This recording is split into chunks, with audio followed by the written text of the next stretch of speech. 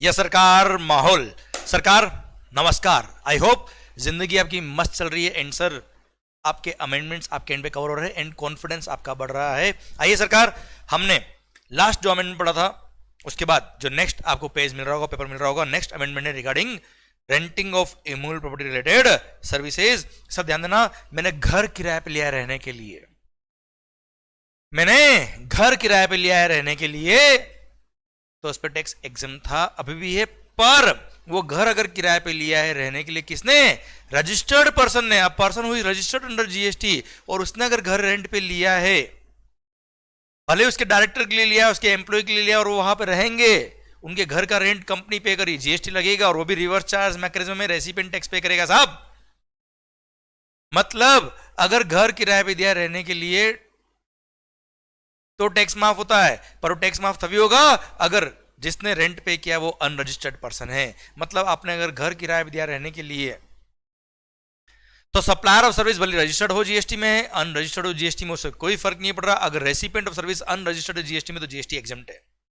पर जो person rent पे कर रहा है वो अगर जीएसटी में रजिस्टर्ड है और उसने वो एक्सपेंस अपनी बुक्स ऑफ अकाउंट्स में एज ए एक्सपेंस बुक किया है घर किराए पे लिया रहने के लिए, और उसने वो खर्चा बुक किया अपने बुक्स ऑफ अकाउंट्स में, अपने बिजनेस का एक्सपेंस दिखा, तो उस पर टैक्स लगेगा और रिवर्स चार्ज मैकेनिज्म में एज ए रेसिपिएंट उसको टैक्स पे करना पड़ेगा। अब सर कई बार आपने देखा होगा कई सारी कंपनीज या गवर्नमेंट भी कई बार क्या करती है सर, अपने एम्प्लॉयज के लिए घर किराए पे लेती है और सर वहां पे उनके एम्प्लॉयज या उनके ऑफिसर्स या डायरेक्टर वगैरह कंपनी के वो स्टे करते हैं साहब, रेंट कंपनी पे कर रही है। तो ऐसे केस में भले ही वो घर काम आ रहा है रहने के लिए ही, पर सिंस वो बिजनेस का एक्सपेंस है उस पर टैक्स लगेगा और रिवर्स चार्ज मैकेनिज्म में रेसिपिएंट टैक्स पे करेगा। अच्छा एक बात, एक एग्जांपल और देता हूं मैं आपको लास्ट। मान लो मंगल, यशवंत मंगल जीएसटी में रजिस्टर्ड है, इसने घर किराए पे लिया रहने के लिए, खुद का घर नहीं साहब, पर उसने वो जीएसटी में रजिस्टर्ड है, पर उसने अपने पर्सनल अकाउंट से पेमेंट किया, उसने अपने बिजनेस में वो खर्चा बुक किया ही नहीं है सर। तो ऐसा माना जाएगा कि आपने यशवंत मंगल को सर्विस दी है। Yashwant Mangal as a business entity who is registered in GST, उसको सर्विस नहीं दी, ऐसे केस में टैक्स नहीं लगेगा। आप देखो ना यार, मेरी बुक्स ऑफ अकाउंट्स, जो रजिस्टर्ड पर्सन उसकी बुक्स ऑफ अकाउंट्स में और अगर वो खर्चा दिख रहा है तो ये तो टैक्स पे करना है रिवर्स चार्ज में, अदरवाइज टैक्स पे करना ही नहीं सर। इसलिए sir services provided by way of renting of residential dwelling और use as residence except where the residential dwelling is rented to registered person.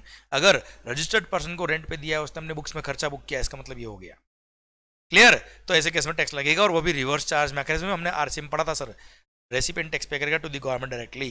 Clear, done. अच्छा एक बात और ध्यान रखना बेटा, मान लो आपने किसी अनरजिस्टर्ड पर्सन को घर किराए पे दिया है रहने के लिए तो टैक्स एग्जम्प्ट है, पर आपने घर किराए पे दिया है अनरजिस्टर्ड पर्सन को और वहां पे वो बिजनेस लगा दिया उसने अपना, या उसने मान लो अपना प्रिंटिंग प्रेस लगा दिया, वो जीएसटी में रजिस्टर्ड नहीं है, पर सर ऐसे केस में घर किराए पे दिया रहने के लिए तो टैक्स माफ है ना साहब। उसने अपना अगर बिजनेस लगा दिया तो टैक्स लग जाएगा। चलो एक और एग्जांपल, आपने घर किराए पे दिया रहने के लिए अनरजिस्टर्ड पर्सन को तो टैक्स एग्जम्प्ट है, पर अगर किसी और पर्पस के लिए अनरजिस्टर्ड पर्सन को घर किराए पे दिया है रहने के लिए नहीं तो टैक्स लगेगा साहब, क्योंकि घर किराए पे दिया है फॉर रेजिडेंशियल पर्पस तो एग्जम्प्ट है सर। चलो मान लो कि घर है सर, 2 फ्लोर का घर है, इधर देखना, चलो यहां लिखता हूं मैं, कोई घर किराए पे दिया रहने के लिए, कोई घर है 2 फ्लोर का है ना, फर्स्ट फ्लोर और सेकंड फ्लोर क्या हो भाई, ग्राउंड फ्लोर ना सर। और उसने क्या किया, ग्राउंड फ्लोर को यूज किया एज ए कमर्शियल प्रॉपर्टी, अपना ऑफिस लगा दिया, he is not registered in GST, उसका टर्नओवर थ्रेशोल्ड लिमिट से कम है सर, और फर्स्ट फ्लोर को he is using as a residential premises. Sir bungalow किराए पे लिया है, अब सर कमर्शियल प्लेस की तरह यूज करा तो उस पर टैक्स लगेगा, और फर्स्ट फ्लोर पर रेजिडेंशियल पर्पस के लिए यूज करा तो उस पर टैक्स नहीं लगेगा। पर दोनों का रेंट अगर उसने कॉमन दिया है, सिंगल रेंट दिया मान लो ₹1 लाख पर मंथ सर, तो since it is a mix supply, क्योंकि ऑर्डिनरी कोर्स ऑफ बिजनेस में साथ में नहीं होता है sir, it's a mix supply, single price charge किया, हाईएस्ट रेट लगेगा, और हाईएस्ट रेट ये तो एग्जम्प्ट है सर, इस पे जो टैक्स है 18% वो लग जाएगा पूरे 1 लाख पे सर, हाँ है ना बच्चों, मिक्स सप्लाई के केस में। क्लियर। और हाँ सर दोनों फ्लोर का रेंट अलग अलग होता, इसका रेंट अलग होता, इसका अलग होता, तो मिक्स सप्लाई नहीं होता, इस वाले रेंट पे टैक्स एग्जम्प्ट होता और इस वाले रेंट पे टैक्स लग जाता। क्लियर। नीचे फूलों की दुकान, ऊपर गोरी का मकान, तो सर गौरी के मकान का रेंट अगर कॉमन लिया तो टैक्स लग जाएगा पूरे पे सर। क्लियर माहौल सर, ये मैंने यहाँ पे भी लिखा है सर। अच्छा, आपने अपने घर को टेम्पररी रेंट पे दिया सर, 2 दिन के लिए रेंट पे दिया, किसी को 1 दिन के लिए रेंट पे दिया, किसी को 4 दिन के लिए रेंट पे दिया, तो you are providing services just like a hotel, और होटल अकोमोडेशन में टैक्स लगता है साहब, कोई एग्जिबिशन नहीं मिलता है। क्लियर। हम आगे एक और पॉइंट पढ़ने वाले हैं, पॉइंट नंबर 2, इसमें भी अमेंडमेंट हुआ। पहले होटल अकोमोडेशन में अगर अप टू ₹1,000 रूम रेंट होता था तो टैक्स एग्जम्प्ट था, वो भी हट गया है सर। तो सर होता है ना सर्विस अपार्टमेंट का कॉन्सेप्ट, आपने सुना होगा सर। क्लियर। जहां पर furnished flats are given on rent for temporary basis, तो वहां टैक्स लगेगा साहब, हाँ है ना। Those are not given as a residence, 2 दिन के लिए रेंट पे देना, 1 दिन के लिए रेंट पे देना, these are like hotels, tax लग जाएगा बच्चों को। और हाँ ध्यान देना बेटा, sir residential dwelling word define नहीं किया हुआ जीएसटी में, तो सर कॉमन पार्लेंस में जो मीनिंग है वही लिया जाएगा। ये सब पॉइंट तो मैं ऑलरेडी आपको पढ़ा चुका हूं, मैंने जस्ट एक बार फटाफट रिवाइज करा दिया सर आपको। अच्छा, जो मैंने पॉइंट पढ़ाया आपको उसको एक बार टेबुलर फॉर्म में और देख लेते हैं। Renting of residential dwelling if the recipient is registered person and if the recipient is other than registered person. अब देखना बेटा, अगर रेसिपिएंट रजिस्टर्ड नहीं है, उसने कमर्शियल यूज किया तो टैक्सेबल हो गई होगा सब, क्योंकि घर किराए पे दिया, रहने के लिए तो एग्जम्प्ट है। Use as residence by the recipient itself और for its employ director etcetera, क्योंकि सिंस वो रजिस्टर्ड नहीं है और घर किराए पे दिया रहने के लिए, तो टैक्स नहीं लगेगा, एग्जम्प्ट है।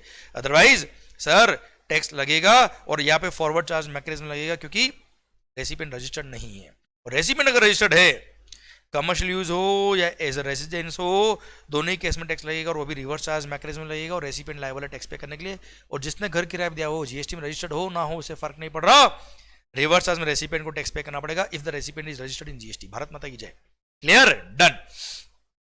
सेकंड जो एग्जिबिशन विड्रॉ हुआ बहुत भारी वाला, पहले hotel accommodation, hotel in, guest house, club, camp site bye whatever name called, भली धर्मशाला हो, अधर्मशाला हो, हॉस्टल हो,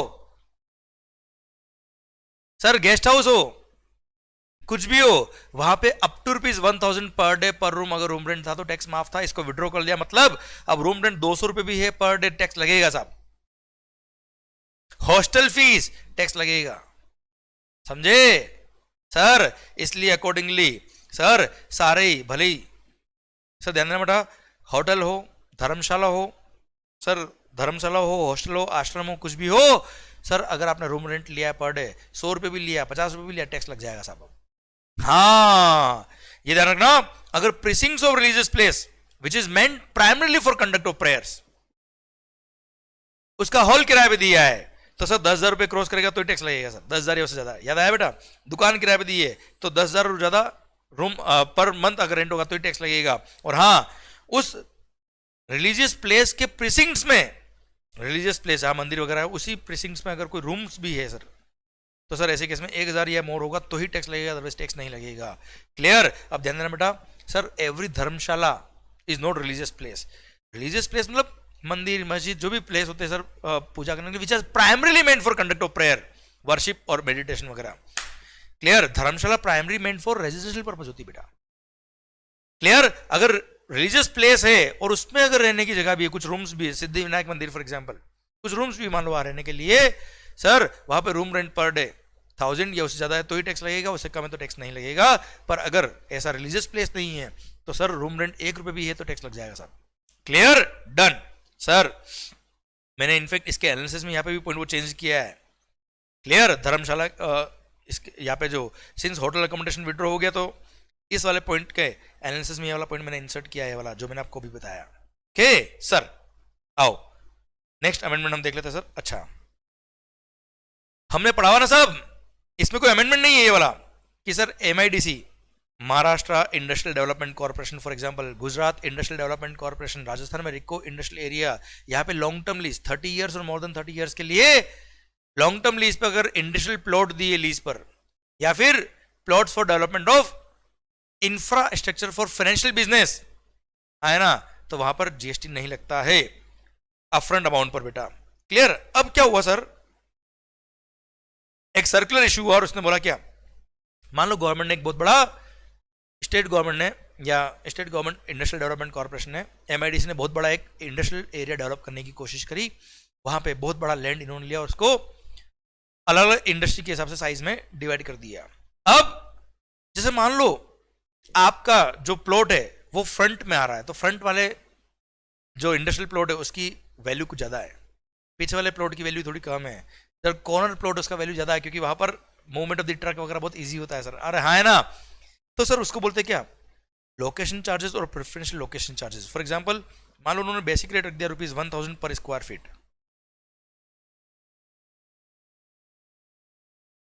पर स्क्वायर फीट इतना आपको प्लॉट का रेट देना है।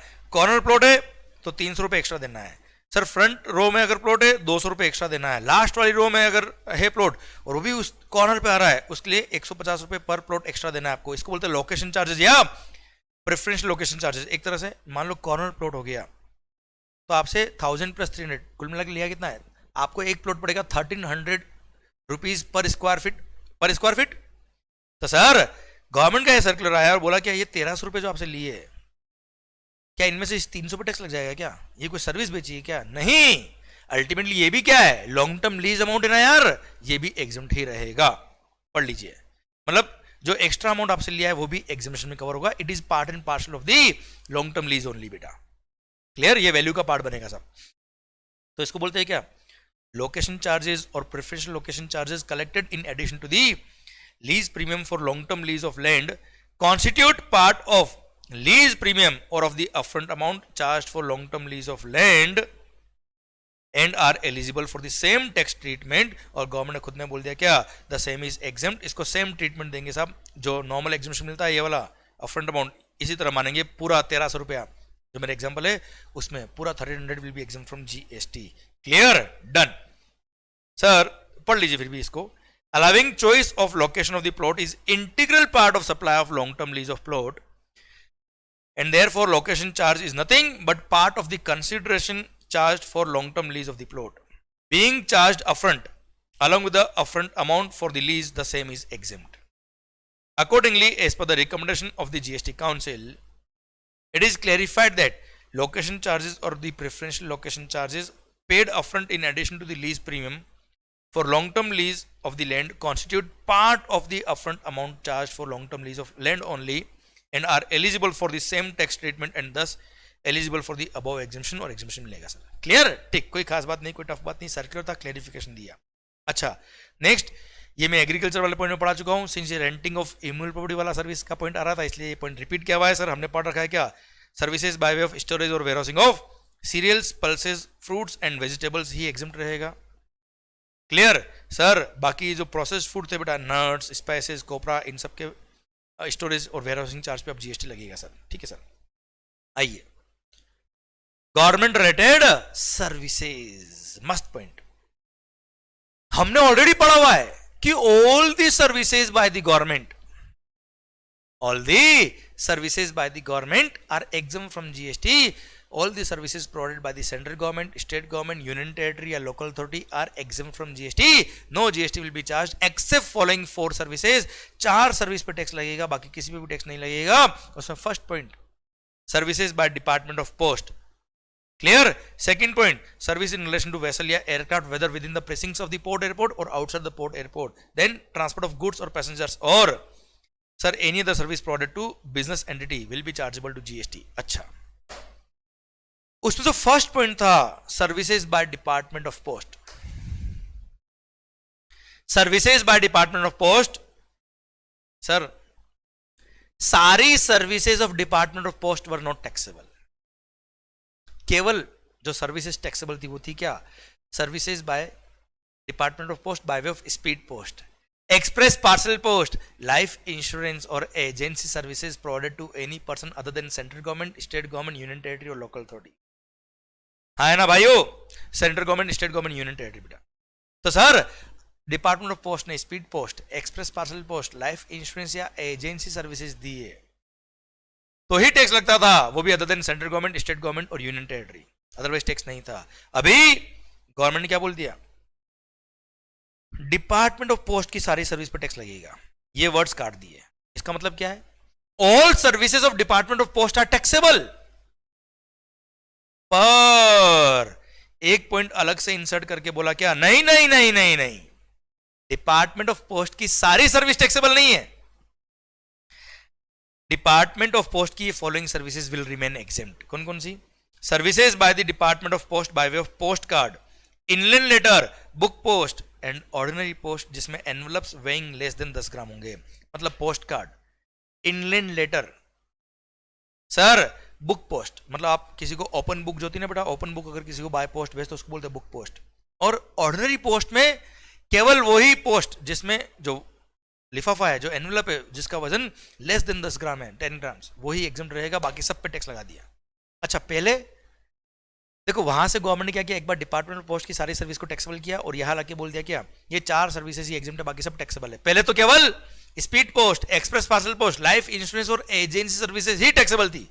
अभी बोल दिया डिपार्टमेंट ऑफ पोस्ट की सारी सर्विस टैक्सेबल है except post card, inland letter, book post और ऑर्डिनरी पोस्ट, जहां पे envelope is weighing less than 10 gram, बस वही एग्जम्प्ट है, बाकी सब डिपार्टमेंट ऑफ पोस्ट की सर्विस पे टैक्सेबल टैक्स कर दिया। अब भले ही डिपार्टमेंट ऑफ पोस्ट ने जैसे स्पीड पोस्ट या कुछ भी है, भले ही सेंट्रल गवर्नमेंट को प्रोवाइड किया, स्टेट गवर्नमेंट, यूनियन टेरिटरी या एबीसी प्राइवेट लिमिटेड या यशवंत मंगल या YMConcept.com को सर्विस दी, टैक्स लगेगा साहब। केवल 4 एग्जम्प्ट है, भले किसी को भी सर्विस दो। 4 कौन कौन सी है? Post card, inland letter, post card, inland letter sir, book post और सर ऑर्डिनरी पोस्ट, जहां पे वजन of the envelope is less than 10 grams. Clear? ये वजन ऑफ एनवलप जो है ना वो केवल ऑर्डिनरी पोस्ट के लिए बेटा, बाकी समय तो बुक पोस्ट, बुक जैसे बड़ी बुक है, मोटी बुक है, चलेगा सर, बुक पोस्ट में भेजिए। पर बुक पता है, book post normally just knowledge के लिए बता रहा हूं, बुक पोस्ट में ओपन बुक भेजनी पड़ती बेटा, पूरा पैक करके, जैसे हम बुक्स भेजते ना आप क्या पे, उसको बुक पोस्ट नहीं मानते ये लोग। क्लियर? ठीक है sir. Post card, inland letter, book post और ऑर्डिनरी पोस्ट जहां पे envelope is weighing less than 10 gram तो एग्जामिनेशन है। अदरवाइज डिपार्टमेंट ऑफ पोस्ट की सारी सर्विस टैक्सेबल कर दी है, भले वो सर्विस किसी को भी प्रोवाइड करे। और हाँ, ये 4 सर्विस हमेशा एग्जाम्प्ट रहेगी, भले ये किसी को भी प्रोवाइड करे। क्लियर? डन। तो कुल मिला के गवर्नमेंट ने यहां पर ये स्पीड पोस्ट वगैरह सब हटा दिया है, ऐसे बोल दिया डिपार्टमेंट ऑफ पोस्ट की सारी सर्विस जो है वो एग्जाम नहीं रहेगी। और एग्जाम क्या रहेगी? वो केवल ये रहेगी, अलग से पॉइंट इंसर्ट करके गवर्नमेंट ने बता दिया सर। क्लियर? तो मैंने अकॉर्डिंगली यहां पर जो 2-3 एनालिसिस थे वो चेंज किए सर मैंने, और यहां पे एनालिसिस लिख डाले। देखना एनालिसिस क्या लिखा है डिपार्टमेंट ऑफ पोस्ट के लिए। तो कुल मिला के डिपार्टमेंट पोस्ट की 4 सर्विस ही टैक्सेबल है, अदरवाइज डिपार्टमेंट पोस्ट की कोई भी पॉइंट आ जाए सब टैक्सेबल है। With effect from 18 July 2022 all the services by the department of post are taxable except the services by the post card, inland letter, book post and ordinary post where envelope is weighing less than 10 grams. Whether the services are provided to government entities or non government entities कोई फर्क नहीं पड़ रहा, सारी taxable होगी sir. और ये 3 जो है, ये जो 4 सर्विसेज वही एग्जाम्प्ट रहेगी sir. Accordingly, following are the examples of the services provided by the Department of Post. Following are the examples of the services provided by the Department of Post which are taxable under GST: speed post, express parcel post, life insurance and the agency services, that is intermediary services on commission basis, example distribution of bonds, passport applications, collection of telephone and electricity bills etc. for commission, ये सब taxable है, भले service किसी को भी दी हो। Ordinary post other than envelopes weighing less than 10 ग्राम, 10 ग्राम से ऊपर, 10 ग्राम या उससे ऊपर होंगे, टैक्स लगेगा साहब। Transfer of money through money orders, operation of saving accounts, issue of postal orders, pension payments and such other services all are taxable. बस ये 4 ऊपर लिखी वही एग्जाम्प्ट है, भले किसी को भी दी हो, बाकी सब टैक्सेबल है, भले किसी को भी दी हो सर्विस। क्लियर माहौल? अच्छा, मैंने अकॉर्डिंगली ये इलस्ट्रेशन का आंसर भी चेंज किया बेटा, तो ये भी मैंने पेज आपको दे रखा है, आप अपने बुक के अंदर ये आंसर भी करेक्ट करिएगा सर। इलस्ट्रेशन 11 भी मैंने अकॉर्डिंगली ये पोस्ट ऑफिस के रिलेटेड था, इसको भी अमेंड किया है अकॉर्डिंग टू अमेंडमेंट, इसका आंसर भी अकॉर्डिंगली मैंने चेंज किया है। आप इसको देखेंगे, माहौल बनेगा अच्छे से, आपको पूरा स्ट्रॉन्ग हो जाएगा पॉइंट आपके एंड। आओ बच्चों, नेक्स्ट अमेंडमेंट सर हमने पढ़ा था FSSAI, food safety and standards authority of India ने जो फूड बिजनेस ऑपरेटर्स को लाइसेंस देने का जो या सर्टिफिकेट देने का जो फीस चार्ज करता है उस पर जीएसटी एग्जाम था, अब उसको टैक्सेबल कर दिया है, विड्रॉ हो गया है। पढ़िए सर क्या विड्रॉ हुआ है? Services by way of licensing, registration and analysis और testing of food samples supplied by the food safety and standards authority of India to the food business operators. तो ऐसे केस में पहले जीएसटी एग्जाम हुआ करता था, अब इसको विड्रॉ कर दिया, मतलब नाउ इट इज टैक्सेबल। तो FSSAI की सर्विस को टैक्स कर दिया। मैगी सर फूड ऑपरेटर था सर, इसको लाइसेंस देने के लिए या सर्टिफिकेट देने के लिए जो फीस चार्ज किया उस पर जीएसटी अब लगेगा। क्लियर? नेक्स्ट IRDA की सर्विस को टैक्सेबल कर दिया साहब। Sir services provided by the Indian regulatory services provided by the insurance regulatory and development authority IRDA of India to insurers under the insurance regulatory and development authority of India act are now taxable. Clear? IRDA ने जो भी fees लिया tax लगेगा, same way SEBI ने जो भी fees लिया उस पर टैक्स लगेगा। आज जैसे आप लिस्टेड कंपनी हो साहब सेबी के अंदर, या आप लिस्टेड इंटरमीडिएट हो, आपसे जो भी फीस सेबी ने चार्ज किया है सर, उस सब फीस पे क्या लगेगा? GST। सर पढ़ लीजिए, services provided by the securities and exchange board of India SEBI set up under the securities and exchange board of India act 1992 by way of protecting the interest of the investors in securities and to promote the development of and to regulate the securities market. मतलब कुल मिला के सेबी ने जो भी services दी है, जो भी फीस लिया है, टैक्स लगेगा सर। तो FSSAI, IRDA, सेबी, इन सब की सर्विस टैक्सेबल हो गई। पोस्ट ऑफिस में 4 सर्विस छोड़ दो, बाकी सब टैक्सेबल हो गया। क्लियर? अच्छा, अगेन ये सर्कुलर मैंने रिपीट किया है भाइयों, वो अभी जो थोड़ी देर पहले पढ़ाया मैंने आपको, लॉन्ग टर्म लीज 30 ईयर्स और मोर देन 30 ईयर्स के लिए। सर याद आया बेटा? जो अरे भाई MIDC ने जो प्लॉट दिया है, रिको ने जो प्लॉट दिया है, उस पर GST नहीं लगेगा। उसके लिए जो प्रेफरेंशियल लोकेशन चार्जेस लिए वो दिया था, 300 रुपये एक्स्ट्रा लिए थे सर कॉर्नर वाले प्लॉट के, उस पर भी GST एग्जम्प्ट रहेगा। ये सिंस पॉइंट गवर्नमेंट वाला पॉइंट भी था, इसलिए ये पॉइंट रिपीट किया, तो ये सर्कुलर भी यहाँ रिपीट किया हुआ है साहब। ओके सर, मतलब नया पॉइंट नहीं, रिपीटेड पॉइंट है सर। सर देन एक और सर्कुलर, अच्छा हमने ये पढ़ा हुआ है क्या, ऐसा कोई काम जो म्युनिसिपैलिटी को आर्टिकल नंबर 243W में या पंचायत को आर्टिकल नंबर 243G में दिया हुआ है, वो काम अगर central government, state government, union territory या लोकल अथॉरिटी ने परफॉर्म किया है तो सप्लाई ही नहीं है। और वही काम अगर गवर्नमेंटल अथॉरिटी ने किया है तो भी GST नहीं है। अब सर्विसेज प्रोवाइडेड टू गवर्नमेंट, अगर मैंने सर्विसेज दी थी गवर्नमेंट को, services provided to the government, central government, state government, union territory और लोकल अथॉरिटी को मैंने सर्विस दी, ऐसा कोई काम जो आर्टिकल नंबर 243W में कवर है, आर्टिकल नंबर 243G में कवर है, तो भले वो प्योर लेबर वाला काम हो तो GST एग्जम्प्ट है। मटेरियल प्लस लेबर का काम है जिसमें मटेरियल का value is not more than 25% of the total contract value, तो भी GST माफ है। अब उसके लिए एक सर्कुलर इशू हुआ, तो मैंने पॉइंट रिवाइज करा दिया आपको, अमेंडमेंट नहीं है, सर्कुलर क्या इशू हुआ साहब, इन्होंने अगर आर्मी को सर्विसेज दी, पढ़ो, clarification on applicability of GST on sanitation and conservancy services supply to army and other central government and state government department. भाई गवर्नमेंट के डिपार्टमेंट को आपने सर्विस दी या आर्मी को सर्विस दी, मतलब एक तरह से सेंट्रल गवर्नमेंट या स्टेट गवर्नमेंट को सर्विस दी आपने। और सर्विस कौन सी है? सैनिटेशन एंड कंजर्वेंसी सर्विसेज, ये कवर होती है आर्टिकल नंबर 243W में और 243G में। तो ऐसे केस में आपने जो गवर्नमेंट को सर्विस दी है तो सर गवर्नमेंट को एग्जम्पशन मिलता है, आपने गवर्नमेंट को सर्विस दी, उस सर्विस पे एग्जम्पशन मिलता है। Same point will apply to army and other central government and state government department also. Pure labour की सर्विसेज है, एग्जम्प्ट है। मटेरियल प्लस लेबर है, अगर मटेरियल की value up to 25% of the total contract value, तो ये वो भी एग्जम्प्ट रहेगा। क्लियर? डन, पढ़ लीजिए।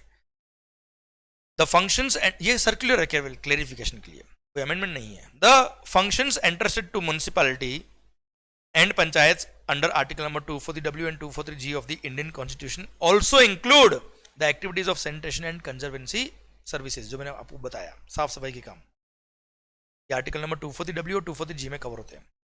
If such services are supplied to Indian army और द अदर सेंट्रल गवर्नमेंट और स्टेट गवर्नमेंट मिनिस्ट्री और department in the same manner as the local authority does it for general public, then the same will be eligible for exemption under serial number 3 and 3A of the exemption notification, otherwise it will be chargeable to GST। जैसे material का portion more than 25% of the total contract value तो tax वैसे भी लगता, तो इसमें भी लग जाएगा सर। मतलब कोई अलग ट्रीटमेंट नहीं, सेम ट्रीटमेंट अगर आर्मी को सर्विस दी तो भी सर। क्लियर? Done sir. फिर देखिए बच्चों, GSTN सर विड्रॉ हो गया, एग्जामिनेशन टैक्स लगेगा। Services provided by the GST network, GST network नाम की एक अलग से कंपनी गवर्नमेंट ने बना रखी है जो पूरा GST पोर्टल को मैनेज करती है, और जो भी खर्चा आता है वो सेंट्रल गवर्नमेंट, स्टेट गवर्नमेंट और यूनियन टेरिटरी से कलेक्ट करती है। तो सर GST नेटवर्क ने सेंट्रल गवर्नमेंट, स्टेट गवर्नमेंट या यूनियन टेरिटरी को जो सर्विसेज दी for implementation of GST, now those will be chargeable to GST। और जो भी fees central government, state government या यूनियन टेरिटरी से GST नेटवर्क ले रहा है, GST नेटवर्क एक सेपरेट कंपनी साहब, तो उस पर GST लगेगा आपसे। Clear?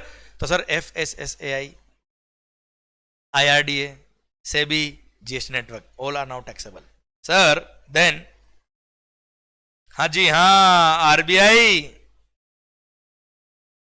All services provided by RBI, पहले एग्जाम था, अब taxable. All the services provided by RBI now will be chargeable to tax. Sir banker to the banks, RBI ने कोई भी अगर फीस चार्ज करी है कोई भी सर्विस प्रोवाइड करने के लिए, तो now it will be chargeable to GST. Plus आपने अगर सर्विसेज दी आरबीआई को, सर्विसेज प्रोवाइडेड टू आरबीआई, वो सारी पहले टैक्सेबल थी. केवल एक एग्जाम थी कि अगर आरबीआई ने सर्विसेज रिसीव करी है from out of India in relation to management of foreign exchange reserves, तो पहले एग्जाम थी, है ना. अब वो भी टैक्सेबल हो गई है. कुल मिला के सारे सर्विसेज प्रोवाइडेड टू आरबीआई पहले भी टैक्सेबल थी, अभी भी टैक्सेबल है. बस एक एग्जाम थी, वो भी अब टैक्सेबल हो गई है. तो आप कहीं पे भी क्वेश्चन में देख लो, सर्विसेज प्रोवाइडेड बाय आरबीआई हो या सर्विसेज प्रोवाइडेड टू आरबीआई हो, सारी अब टैक्सेबल है. सर ये पहले एग्जामिशन था, services received by the RBI from outside India in relation to management of foreign exchange reserves, ये पहले एग्जाम था, अब टैक्सेबल हो गया है. क्लियर. तो आरबीआई को सर्विसेज दी है या आरबीआई ने सर्विस दी, सारी ही अब टैक्सेबल है. आओ बच्चों, देन ये आईआरडीए की सर्विसेज, सिंस इंश्योरेंस वाले सेक्टर के अंदर ये पॉइंट रिपीट हुआ था, इसलिए मैंने ये पॉइंट आपको रिपीट करके वापस स्कैन करके दे दिया. Sir services provided by the insurance regulatory and development authority IRDA of India to the insurers under the insurance regulatory and development authority of India act 1999, पहले एग्जाम था, अब टैक्सेबल हो गया. सर ये हमने ऊपर भी पढ़ा था, ये रिपीट किया था पॉइंट इंश्योरेंस सेक्टर में, तो मैंने यहाँ पे वापस दे दिया आपको. आओ बच्चों, अब मेगा एग्जामिशन तो हो गया खत्म, मेगा एग्जामिशन के सारे अमेंडमेंट भी हो गए खत्म. सर शायद आपने देखा होगा नंबर ऑफ अमेंडमेंट्स बहुत सारे हैं, पर बहुत टेंशन वाली बात नहीं है, बहुत इजी है. मैं आपको बता रहा हूं, ये अमेंडमेंट लेक्चर जिसने ढंग से देख लिए, एग्जामिनेशन के अंदर बहुत अच्छे क्वेश्चन इससे बनने वाले हैं और बहुत इजी बनेंगे अगर आपने ढंग से पढ़ा हुआ है तो, और अच्छा स्कोर होगा आपका एग्जाम्स के अंदर.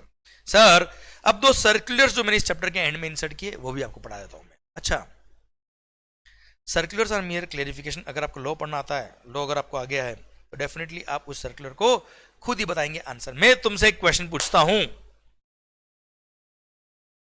एक क्वेश्चन मैं आपसे पूछता हूं, आप कोशिश करिएगा उसका आंसर देने की, और अगर आपने आंसर दे दिया तो भारत माता की जय. सरकार आप मुझे बताओ, आज जैसे any service, all the services provided by a person for a consideration are now chargeable to GST. हाँ, अगर कोई ट्रांजेक्शन शेड्यूल 3 में कवर है तो सप्लाई ही नहीं है, बात अलग है. या अगर मेगा एग्जामिशन लिस्ट में या किसी नोटिफिकेशन के थ्रू उसको एग्जाम किया हुआ है तो एग्जाम मिलेगा. Otherwise all services provided by a person for a consideration are chargeable to GST. ठीक है साहब. अब क्वेश्चन नंबर 1 मेरा आपके लिए, आपने कई सारे न्यूज चैनल्स देखे होंगे टीवी पर, आप देखना उनमें कई बार गेस्ट एंकर्स आते हैं सर, डिबेट करने के लिए या कोई ना कोई ज्ञान बांटने के लिए. तो जो एंकर्स बुलाए जाते हैं टेम्पररी, वो एम्प्लॉय नहीं है उन न्यूज चैनल के. अब सर टेलीविजन पे जो गेस्ट एंकर आते हैं साहब, इनको एक ऑनरेरियम पे किया जाता है साहब. एम्प्लॉय तो है नहीं साहब, सैलरी तो मिलेगी नहीं उनको, पर सिंस उन्होंने अपना टाइम यहाँ पे स्पेंड किया और सर हमारा चैनल को बढ़ाने के लिए उन्होंने हेल्प करी साहब, और ज्ञान बांटा अपना चैनल पे आके, जैसे हमारे चैनल को फायदा होता है साहब, हम चैनल वाले क्या करते हैं, उनको कुछ फीस पे करते हैं, एक ऑनरेरियम पे करते हैं साहब. क्लियर. अब आप मुझे बताओ, कुल मिला के कंसिडरेशन मिल रहा है बेटा, नाम भले ऑनरेरियम दो या कुछ भी दो सर. तो जो गेस्ट एंकर आ रहे हैं, सिंस वो एम्प्लॉय नहीं है, उनको जो फीस पे कर रहा है संसद टीवी या कोई भी टीवी चैनल, बताओ उस पर जीएसटी लगेगा या नहीं लगेगा. आपने पूरा मेगा एग्जामिनेशन पढ़ा हुआ है, अमेंडमेंट भी सारे पढ़ लिए, कि आपने पढ़ा गई कि इस तरह से गेस्ट एंकर जो आएंगे उस पर जीएसटी नहीं लगेगा.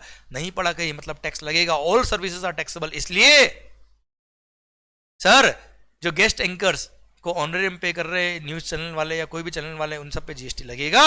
ये गवर्नमेंट ने क्लेरिफाई किया, देख लीजिए आप सर. कोई खास बात नहीं, कोई टफ बात नहीं. पढ़ो. Clarification on applicability of GST on payment of honorarium to the guest anchors. First, Sansad TV and other TV channels invite guest anchors for participating in their shows and pays remuneration to them in the form of honorarium. Some of the guest anchors have requested payment of GST at the rate of 18% on the honorarium paid to them for such appearances. Okay. तो government ने clarify करके बोला कि yes, it is clarified that it is clarified that supply of all goods and services are taxable unless exempt.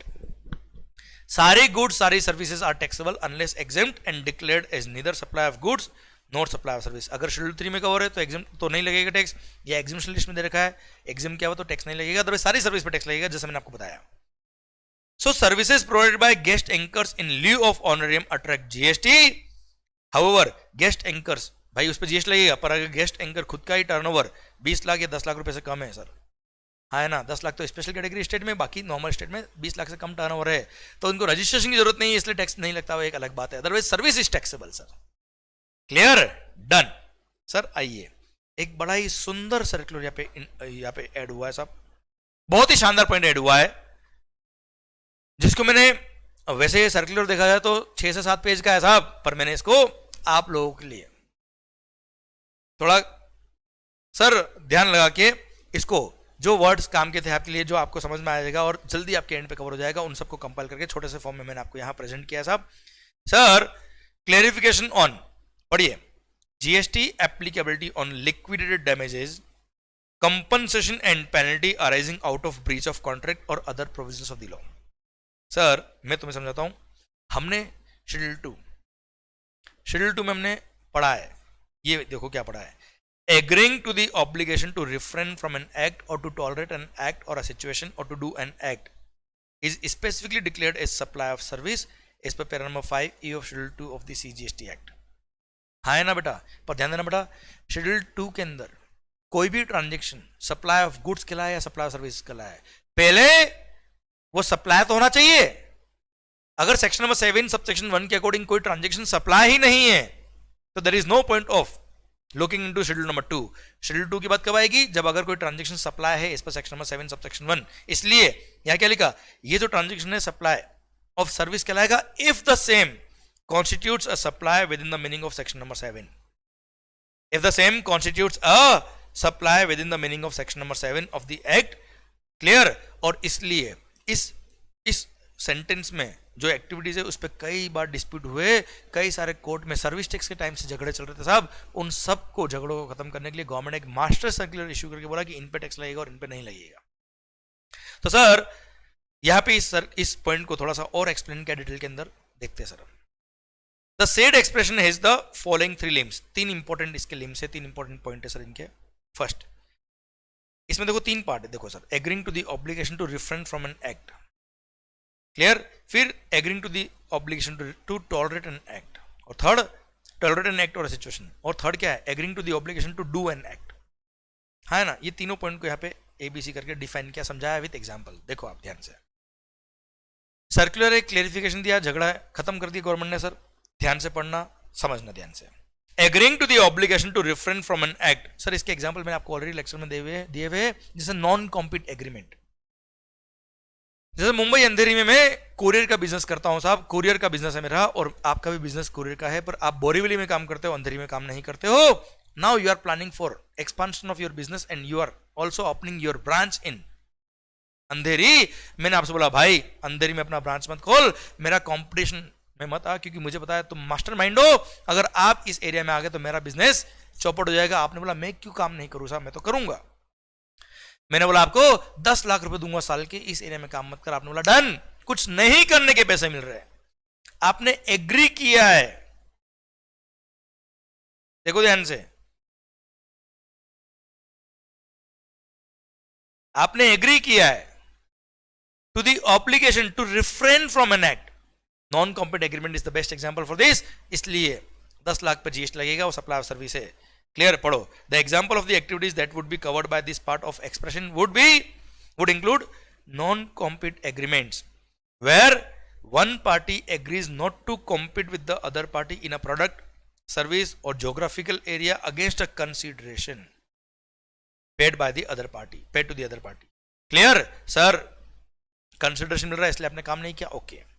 Another example of the same would be a builder refraining from constructing more than a certain number of floors, even though he is permitted to do so by the municipal authorities against a compensation paid by the neighboring housing project। मैं बताता हूं आपको क्या है sir. मान लो मैं एक builder हूं और आपको पता ना 100 फ्लैट का बिल्डिंग बना रहा हूं, और 100 फ्लैट का बिल्डिंग इतना शानदार होगा, मजा आ जाएगा जिंदगी के अंदर, पर मेरे को म्युनिसिपैलिटी से परमिशन मिल गई था, मेरे को बिल्डिंग बना रहा हूं, पर आसपास के सोसाइटी वालों ने, आसपास के लोगों ने बोला मंगल प्लीज बिल्डिंग इतना ऊंचा मत बना, वरना हमारे आसपास के जितने भी घर है, आसपास सोसाइटीज है, यहाँ पे सनलाइट जो है, आपका बिल्डिंग लंबा होगा, शेडो आएगा, सनलाइट हमको नहीं मिलेगा, हमारा व्यू खत्म हो जाएगा, समझे, हमको थोड़ा डिस्कम्फर्ट होगा। मैंने कहा साहब मैं तो म्यूनसिपालिटी से परमिशन लेके आया हूँ, मैं क्यों नहीं बनाऊंगा बिल्डिंग, है ना, बिल्डिंग बनाऊंगा तभी तो मैं कमाऊंगा।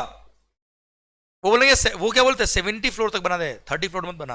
मैंने कहा 30 फ्लोर नहीं बनाऊंगा तो मेरे को लॉस होगा। बोला कितना लॉस होगा, मैंने कहा, और सब सोसाइटी वालों ने बोला 10 करोड़ रुपए का होगा साहब। मैंने बोला 10 करोड़ का होगा साहब। सोसाइटी वालों ने बोला हम अगर आपको 10 करोड़ दे दे तो 30 फ्लोर मत बनाना आप।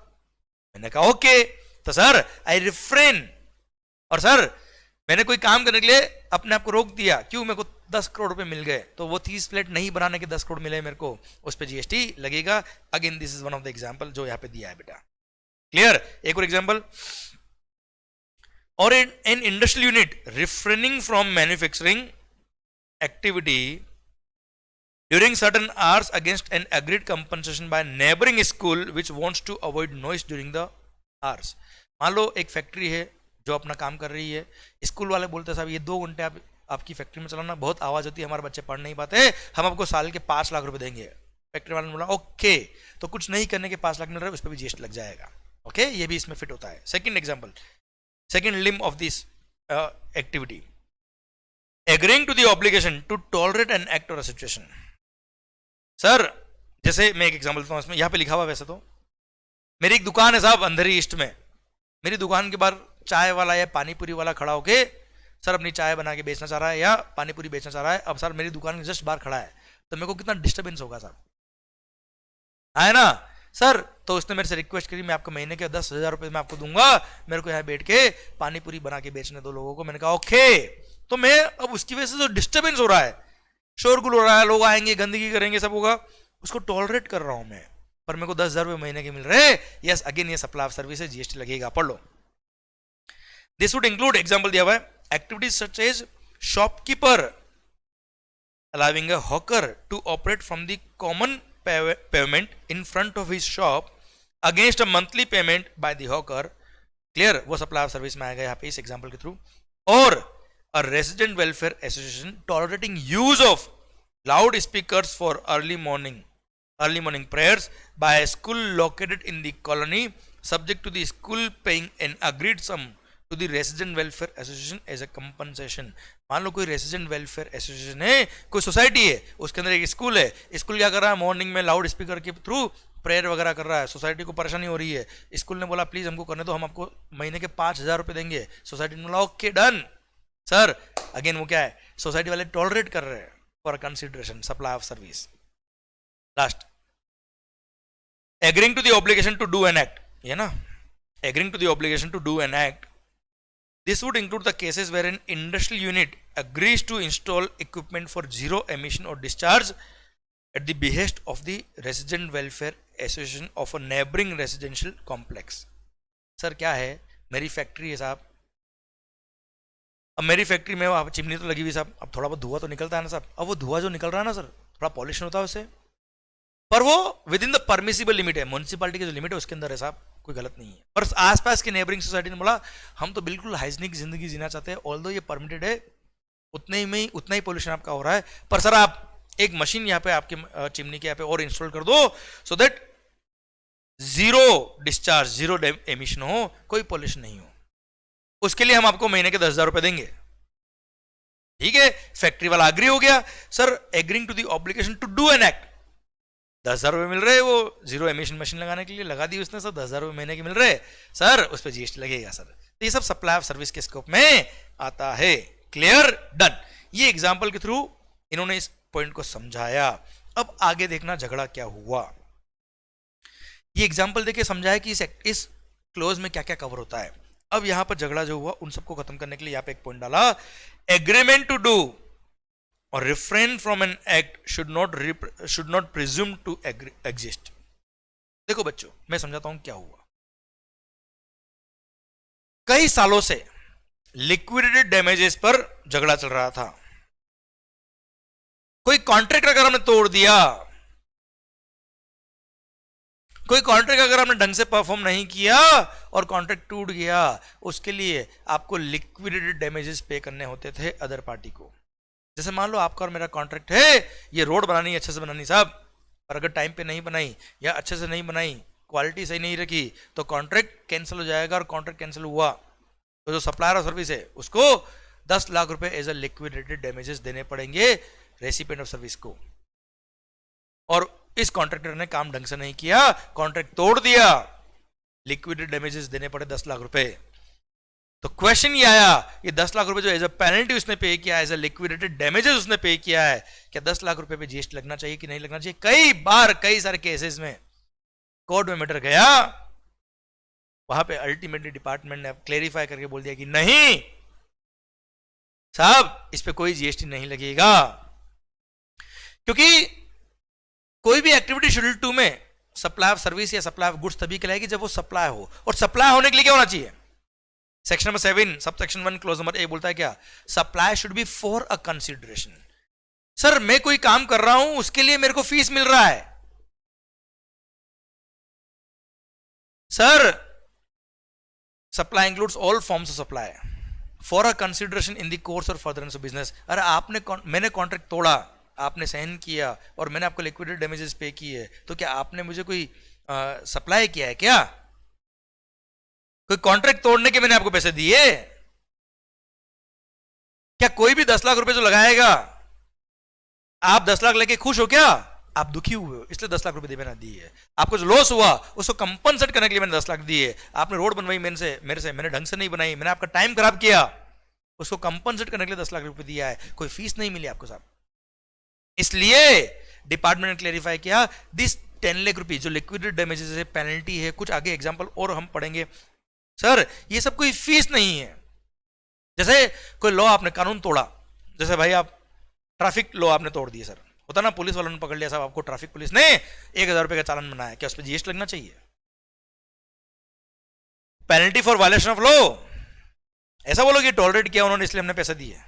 आप मुझे बताओ पेनल्टी अगर लगता है तो कुछ साहब फीस दे रहे हो आप गवर्नमेंट को क्या? हाँ हम कानून तोड़ेंगे, फीस ले रहे हो तुम्हारी तुम, ऐसा? इसलिए गवर्नमेंट बोला वो सप्लाई ही नहीं है भाई साहब, शेड्यूल 2 की तो बात तो बहुत दूर की है। इसलिए इस तरह की पेनल्टी वगैरह जो होती है, पेनल नेचर के जो पॉइंट होते हैं वो सप्लाई में ही नहीं आते हैं पेनल्टी का अमाउंट, तो जीएसटी तो बहुत दूर की बात है, इसलिए कोई जीएसटी नहीं लगेगा उस पर। उसको tolerating performance non performance of contract नहीं बोल सकते साहब आप। Clear? No GST should be charge. इसके बहुत टेक्निकलिटीज में आप मत जाइएगा बच्चों। Clear? Sir Indian contract act से भी इसको कनेक्ट करके बताया हुआ है कि there can not be an agreement to violate the law. Activity should be for a consideration ना, एक्टिविटी करोगे तो फीस मिलेगा। आप मुझे बताओ गवर्नमेंट क्या कभी अलाउ करेगी कि ठीक है ये पेनल्टी पे करो और कानून तोड़ो? आप अलाउ करेगी? कभी नहीं। पेनल्टी क्यों लगाया जाता है? सो दैट आप वो कानून नहीं तोड़ो। कानून तोड़ने के लिए पैसे थोड़ी मिल रहे गवर्नमेंट को यार, कानून नहीं तोड़े कोई आदमी इसलिए लोग पेनल्टी लगाते हैं। क्लियर? अब पेनल्टी ली इसका मतलब ये नहीं कि सप्लाई ऑफ सर्विस किया गवर्नमेंट ने उस पेनल्टी कानून तोड़ने वाले को, इसलिए जीएसटी नहीं लगेगा। ये पढ़िए अब इसको आप, और इससे ज्यादा डेप्थ में अभी मत जाइएगा बेटा, आप लोग पढ़िए। और आपके एग्जाम में कभी क्वेश्चन आता तो इसके बेस पे आएगा, बोलना सप्लाई ही नहीं है जीएसटी नहीं लगेगा। पढ़ो। Payment such as liquidated damages for breach of contract, penalty impose for violation of laws such as traffic violations और for violation of pollution norms और अदर लॉज। कोई भी कानून तोड़ा उसके लिए पेनल्टी लगा। Penalties under the mining act for excess stock found with the mining company. आपको बोला कि इतना ही माइनिंग करना, आपने एक्स्ट्रा माइनिंग कर लिया साहब, है ना, आपको पेनल्टी लगा दिया सर। या फिर फॉरफीचर ऑफ द सैलरी और payment of amount as per the employment bond for leaving the employment before the minimum agreed period. होता है ना सर, 2 साल का बॉन्ड साइन करवाया कंपनी ने, अगर आपने 2 साल से पहले कंपनी छोड़ी तो 10 लाख रुपए आपको कंपनी को देने पड़ेंगे। तो एक तरह से आप क्या दे रहे हो, एक फीस दे रहे हो एम्प्लॉयर को। क्यों?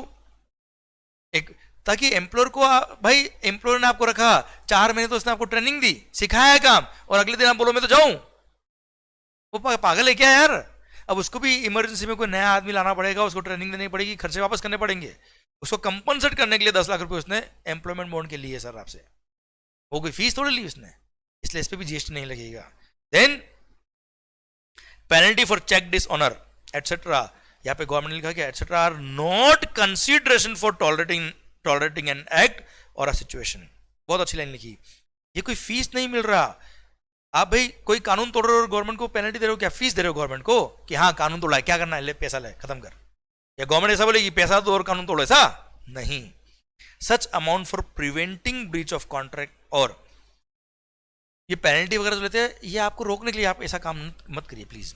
These amounts are for preventing breach of contract or for non-performance and are thus mere events in a contract. Further, such amount do not constitute consideration for tolerating an act because there cannot be any contract for breach thereof. कोई contract ऐसा नहीं हो सकता कि आप कानून तोड़ो और पैसा लो, पैसा दो.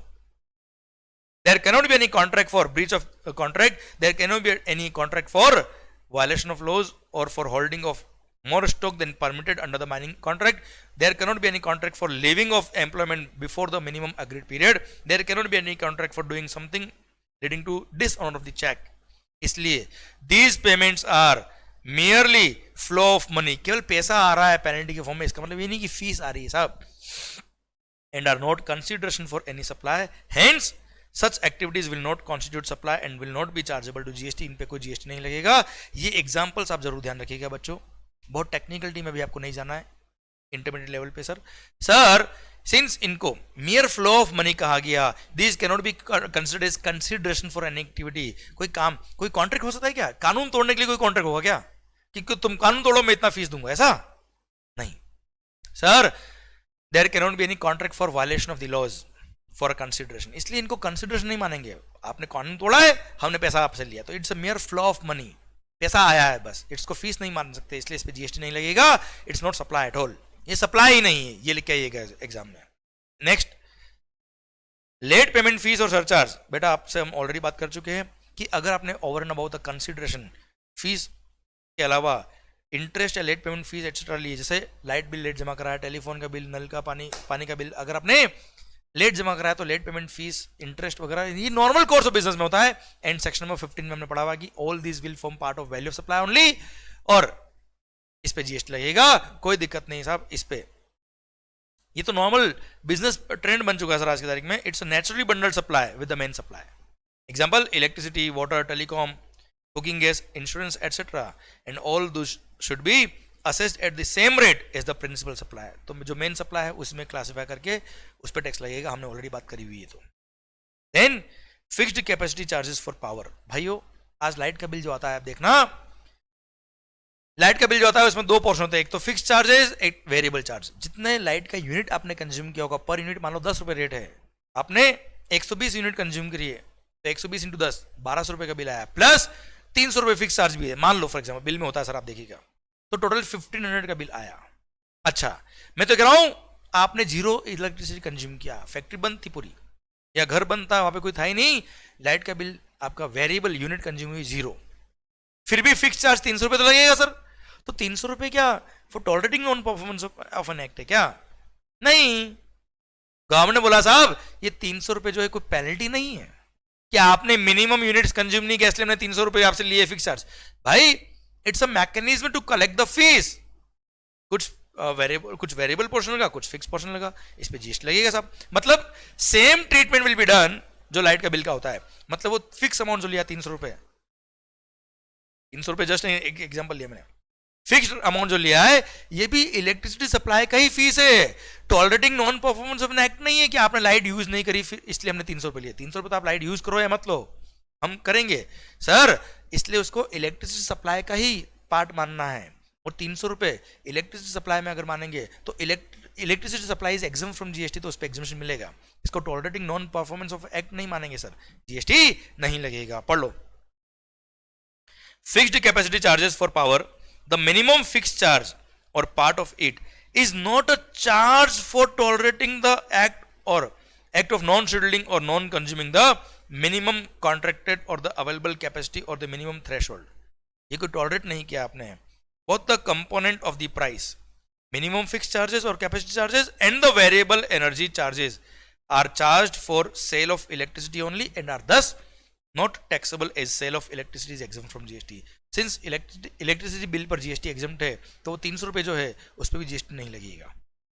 इसको इलेक्ट्रिसिटी सप्लाई का ही अमाउंट मानने का है, जीएसटी नहीं लगेगा. Next, cancellation charges. अरे कई बार देखना आप फ्लाइट का टिकट बुक कराया आपने, एंड मोमेंट पे अगर आप नहीं जाते हो, कैंसिल कराते हो, तो मान लो फ्लाइट का टिकट था 5000 रुपए का, 3000 रुपए तो कैंसलेशन चार्ज होते हैं, तो वो भी सप्लाई ऑफ सर्विस होगा. आज जैसे कोई टूर ऑपरेटर है, आपने टूर बुक कराया, 4 धाम की यात्रा करने जा रहे हो आप साहब, आपने सर होटल अकोमोडेशन बुक कराया है, हाँ है ना सर, ट्रेन का टिकट बुक कराया आपने, देखना अगर आप कैंसिल कराते हो तो कैंसिलेशन चार्जेस करते हैं उनके, या कई बार टूर ऑपरेटर आपको पैसा बोलता है कि जो आपने पैसा दिया वो नॉन रिफंडेबल है सर। क्यों? क्योंकि सर आपका टूर बुक कराया अगर 4 धाम का, तो सर टूर ऑपरेटर का काम क्या है सर? आप आपके घर से निकले, उसने टैक्सी बुक किया, फिर फ्लाइट का टिकट बुक किया, फिर जहां आप गए वहां लोकल कन्वेंस आपके लिए अरेंज किया, फिर आपको होटल में पहुंचाया, फिर वहां पे कुछ और एक्टिविटीज थी उसमें आपको इन्वॉल्व करने के लिए, टिकट भी उसमें इंक्लूडेड है, फिर आपको एक लोकेशन से दूसरे लोकेशन गया, जब तक आप टूर खत्म करके अपने घर तक नहीं पहुंचते तब तक का काम टूर ऑपरेटर का होता है साहब। तो उसने जब आपने सर उससे बात करी, फाइनल किया अमाउंट, आपने उसको 2 लाख रुपए मान लो एडवांस दिए 4 धाम की यात्रा के लिए, उसने सब तरह बुकिंग ऑलरेडी कर दी होगी, एडवांस में करके रखे, तभी तो सर आप टूर कर पाएंगे, वरना कैसे कर पाएंगे? तो वो तो अपना काम ऑलरेडी कर चुका है। अब आप बोलो मेरे को टूर पे नहीं जाना, उसने बोल दिया 2 लाख रुपए रिफंड नहीं मिलेंगे सर, तो वो तो अपना काम ऑलरेडी कर चुका है साहब, है ना? तो ये कोई पेनल्टी नहीं है, ये कैंसिलेशन चार्जेस कोई पेनल्टी नहीं है सर, ये तो उसने सर्विस सप्लाई करा उसका पैसा है साहब, आपके लिए टूर कैंसिल हुआ, उसने तो अपना काम पूरा कर दिया ना यार। फ्लाइट टिकट बुक कराया 3,000 रुपए कैंसिलेशन चार्ज, क्यों? अब आपने सीट बुक कर दी बेटा, तो उस सीट को तो किसी और को नहीं दे सकते ना ये लोग।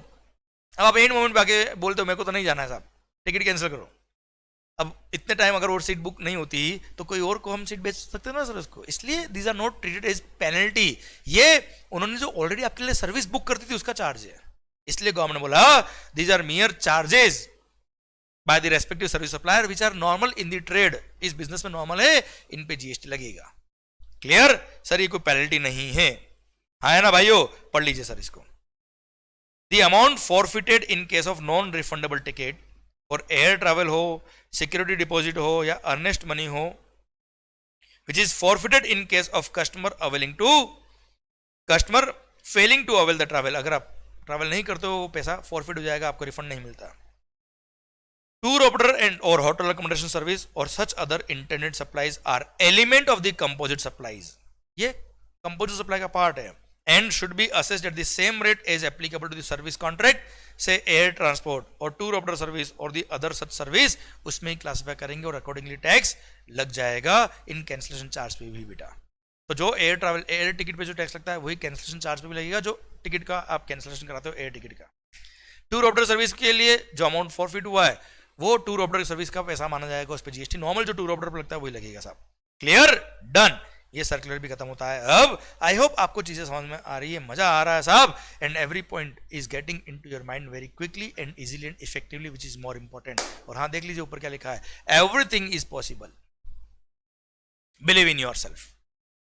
सर अगर आपको खुद पे विश्वास है तो आप कुछ भी कर सकते हो, believe in yourself, anything is possible. Sir बस आप जो काम कर रहे हो दिल से करना चाहिए, मन लगा के करना चाहिए, आपका 100% एनर्जी जो काम आप कर रहे हो उसमें लग जाना चाहिए बेटा, तो मजा आएगा, तो माहौल बनेगा, और उसके बाद जिंदगी देखो कितनी अच्छी होती है आपकी। चलिए सरकार, इस सेशन को हम यही क्लोज करते हैं सर, मिलेंगे नेक्स्ट ब्रेक के बाद, एंड सर बाकी के अमेंडमेंट हम उसमें कवर कर लेंगे। सर अब कोई टफ अमेंडमेंट, ज्यादा अमेंडमेंट नहीं बचे बेटा, ये मेगा एग्जीबिशन के सारे अमेंडमेंट हमने कवर कर लिया अलॉन्ग विद द सर्कुलर्स। पर बच्चों रिक्वेस्ट क्या है, आपके इन पे कंप्लीट करिए, खुश होकर पढ़िए, विच इज मोर इंपॉर्टेंट, और दिल से टॉपिक को समझो। लैंग्वेज को याद करने की जरूरत नहीं है, बुक की लैंग्वेज याद करने की जरूरत बिल्कुल भी नहीं होती कभी भी, आप अपने वर्ड्स में चीजों को समझो और एग्जामिनेशन के अंदर प्रॉपर लैंग्वेज में लिखो। प्रॉपर लैंग्वेज मतलब आप अपनी लैंग्वेज में लिखिए, कोई दिक्कत नहीं, पर उसका मीनिंग प्रॉपर आना चाहिए बेटा। क्लियर? अर्थ का अनर्थ ना हो जाए भाइयों, माहौल बनाइए। All the best, take care. Sir बढ़ेगा इंडिया तभी तो बढ़ेगा इंडिया, पर हाँ खुश होकर पढ़ोगे ना तो anything is possible. Okay, all the best, माहौल।